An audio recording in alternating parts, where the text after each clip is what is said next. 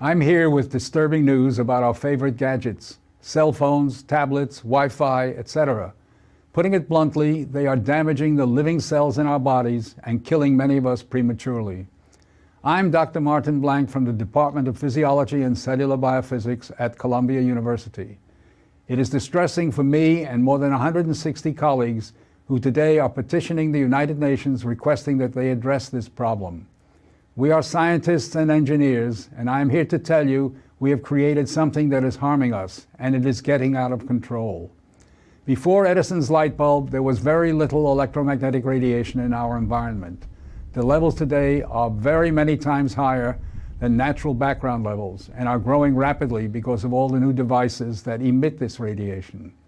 An example that a lot of us have in our pockets right now is the cell phone. One study shows that as cell phone usage has spread widely, the incidence of fatal brain cancer in younger people has more than tripled.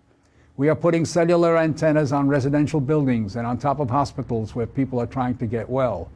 Wireless utility meters and cell towers are blanketing our neighborhoods with radiation. It's particularly frightening that radiation from our telecommunication and power line technology is damaging the DNA in our cells. It is clear to many biologists that this can account for the rising cancer rates. Future generations, our children, are at risk. These biologists and scientists are not being heard on the committees that set safety standards. The biological facts are being ignored, and as a result, the safety limits are much too high. They are not protective. More protection will probably result from full disclosure of possible conflicts of interest between regulators and industry. Rising exposure to electromagnetic radiation is a global problem. The World Health Organization and international standard-setting bodies are not acting to protect the public's health and well-being. International exposure guidelines for electromagnetic fields must be strengthened to reflect the reality of their impact on our bodies and, in particular, on our DNA.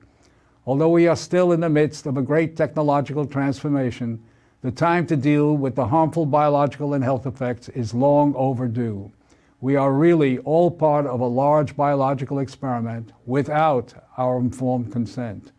To protect our children, ourselves, and our ecosystem, we must reduce exposure by establishing more protective guidelines. And so today, scientists from around the world are submitting an appeal to the United Nations, its member states, and the World Health Organization to provide leadership in dealing with this emerging public health crisis.